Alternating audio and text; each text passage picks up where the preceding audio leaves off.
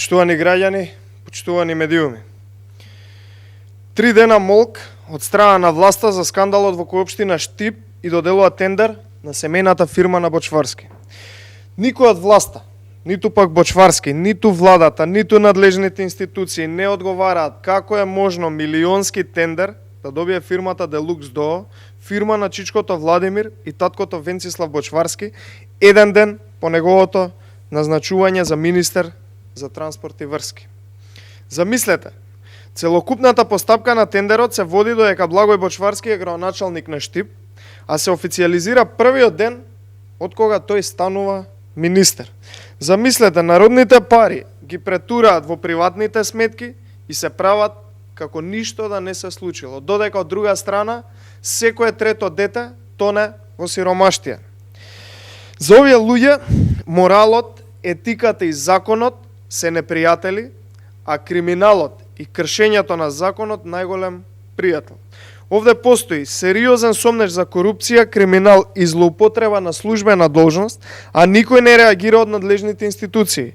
На дело се покажува дека власта на Заев ниту се бори, ниту пак спречува корупција, туку напротив, ја генерира и ја ствара целата таа корупција.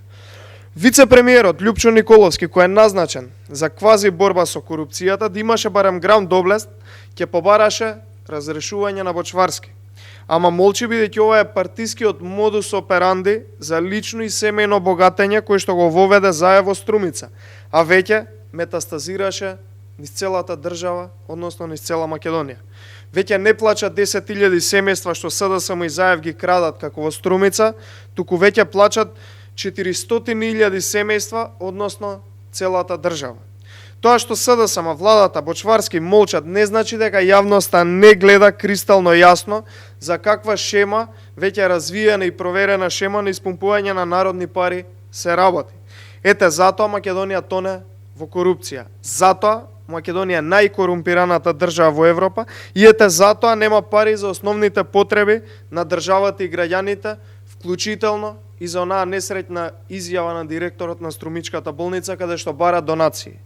Ако има правна држава, досега за овој случај ќе имаше отворена истражна постапка, ќе имаше одговори, но ќе имаше и оставки и одговорност. Но бидејќи се работи за мафија на власт, криминалот света, институциите го штитат, а народот, за жал, секојдневно осиромашува и губи. Благодарам.